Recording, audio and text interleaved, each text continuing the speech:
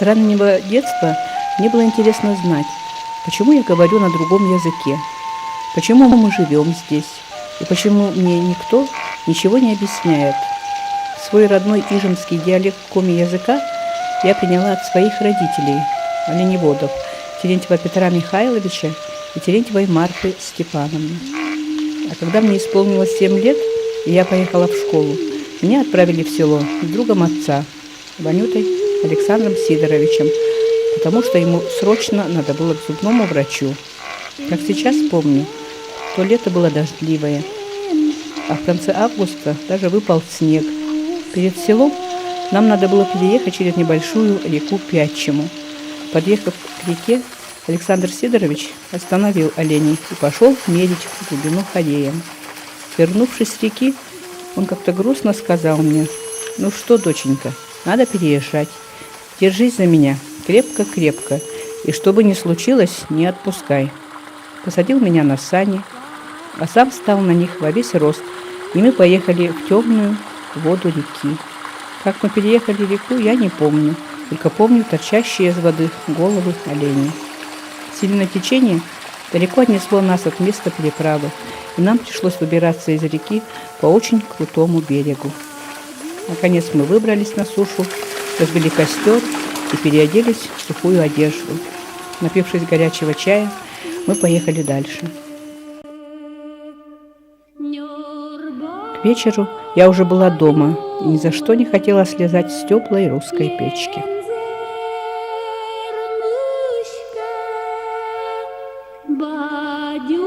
Дедушка мой, Михаил Андреевич, по папиной линии, был строг, молчалив и много работал.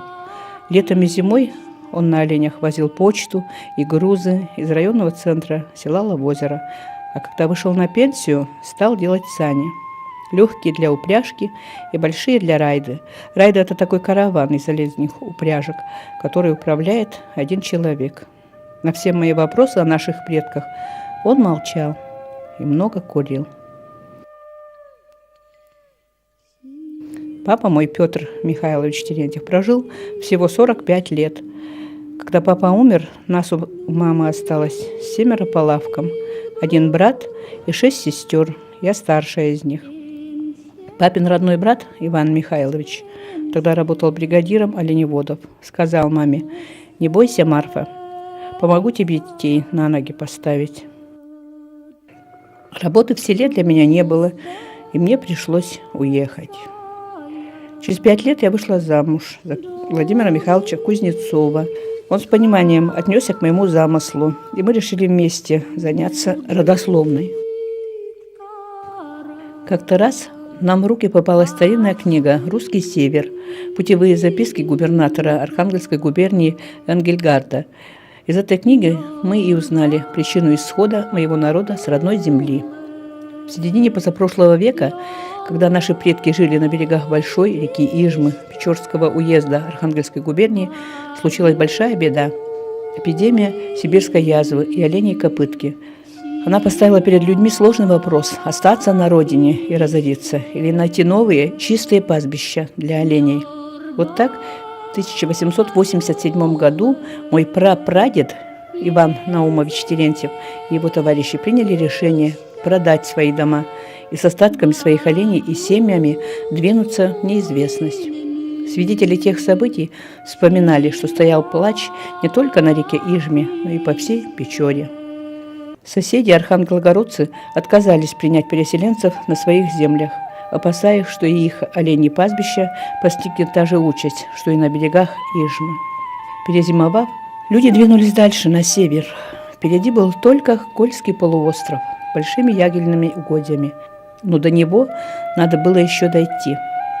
Чтобы сократить свой путь, оленеводы решили перейти Кандалакшский залив по льду Белого моря. Когда дошли до середины залива, налетел сильный ветер, и лед треснул. Льдину, на которой оказались люди со своими оленями, быстро понесло в открытое море. Дети плакали, а взрослые стали молиться святому Николаю Чудотворцу и Спасителю. И Богу их услышал. Ветер с западного переменился на южный, и льдину с людьми благополучно прибило к Терскому берегу. Не просто складывались отношения моих предков с коренным населением, саами. Ведь они тоже были оленеводами и не хотели ни с кем делить свои оленьи пастбища. Но путь назад для переселенцев был уже закрыт. Потеряв в дороге больше половины оленей и издержавшись материально, люди могли просто не дойти. Вот так на Кольском полуострове появились новые села Краснощелье, Каневка и Ивановка, где довольно долго звучал только один язык – ижемский. Сначала мы поехали на мою родину, в село Краснощелье, и сняли небольшой фильм о нем. Вот мы и поехали в Краснощелье. По этой дороге я ездила 50 лет тому назад, вместе с мамой и с папой. Вот. Теперь эту дорогу в народе называют «дорогой жизни». Днем и ночью на тракторах и снегоходах перевозятся грузы для отдаленных сел района. Не от хорошей жизни, морозы и метели люди пускаются в опасный путь. Дело в том, что в другое время года к нам можно попасть только на вертолете. Но это очень дорого. Да и летают они всего 2 раза в месяц.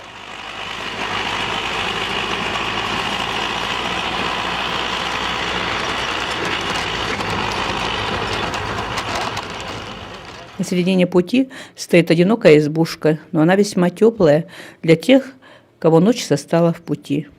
Здесь можно встретить людей не только из Краснощелья, но даже из Каневки и самой Сосновки, до которой 300 километров пути.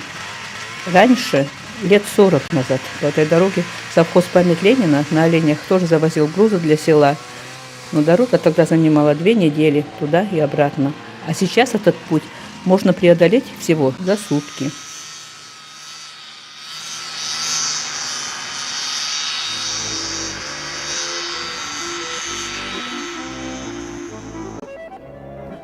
Встреча с Родиной всегда приятна и радостна. Наше село стоит на берегу самой большой реки Мурманской области, в густом сосновом бору. Здесь дома строили, не вырубая ни одного дерева. Здесь прошло мое детство и юность. Здесь я пошла в школу. И у меня в 1 классе был свой личный переводчик Артиев Витя, так как я ни слова не понимала по-русски. Это потом я стала работать в сельской библиотеке, еще позже вести радиопередачи на районном радио. Все мне здесь знакомо и дорого. Нашему селу в этом году исполняется 90 лет со дня основания. В далеком 1921 году, еще до коллективизации, сюда пришли ижемские коми, облюбовав крутой берег большой реки, очень похожей на Ижму. Богатая ягелем тундра оказалась отличным местом для выпаса оленей. До сих пор главным занятием краснощельцев является оленеводство. Добрым словом хочется помянуть бывшего руководителя хозяйства Дмитрия Афанасьевича Матрехина, который в лихие годы перестройки сумел сохранить не только оленеводство, но и село. Царство ему небесное. Местный оленеводческий кооператив «Оленевод» теперь имеет более 20 тысяч оленей. Это головное предприятие 3 сел района. При кооперативе работает цех по пошиву меховой одежды и сувениров. Изделия местных мастериц пользуются большим спросом по всей области.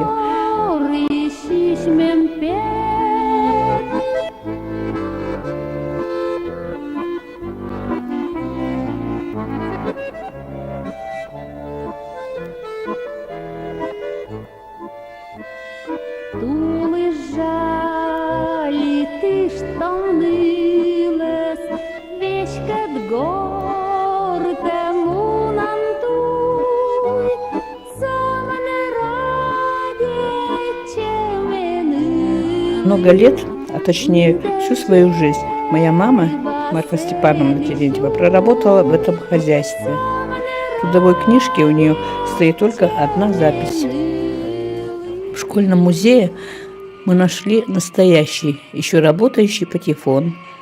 Мои родные тети Фёкла и Фаина, наверное, танцевали под такой же в сельском клубе. Правда, это было очень давно.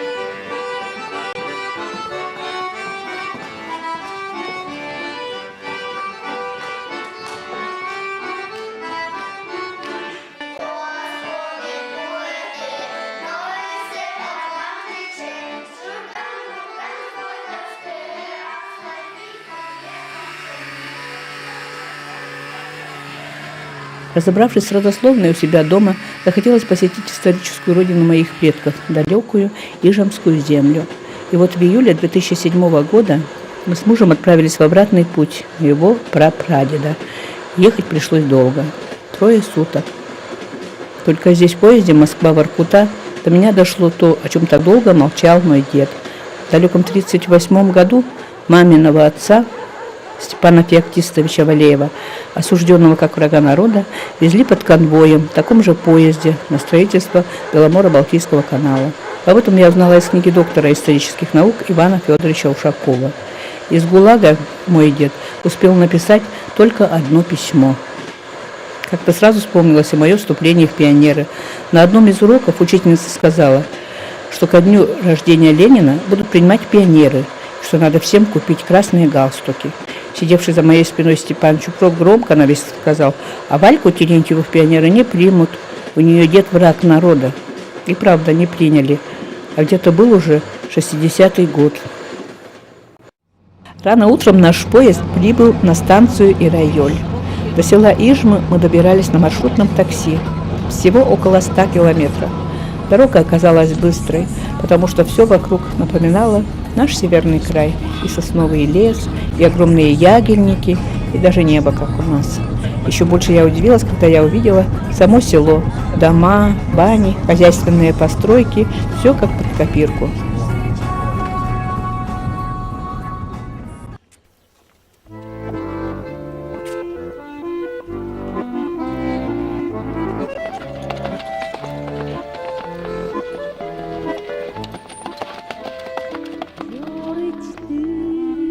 Вот и пришла я на берег, все еще величавой реки Ижмы. Понимаю, что по зову сердца. В той же ижемской одежде, которая мне досталась по наследству от моей прабабушки Варвары. Более 120 лет назад она стояла на этих берегах и навсегда прощалась с родным краем. Наверное, где-то в глубине души и мой дед Михаил Андреевич, и мой отец Петр Михайлович хотели побывать здесь. Далее наш путь был местный краеведческий музей. Мы надеялись отыскать хоть какую-то информацию о тех драматических событиях XIX века, но, к большому сожалению, мы для себя не знали ничего нового, хотя с удовольствием познакомились с историей самой Ижмы и Ижемского района.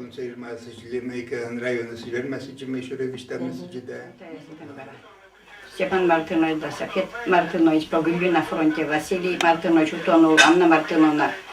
Узнав цель нашего приезда, пожилые жители Ижмы и других сел с радостью встречали нас в своих домах и делились доступной им информацией. Большое спасибо Никону Хатанзейскому, Герцену Филиппову, Луизе Холодешниковой, Анне Семяшкиной, Владимиру и Василию Ануфьеву.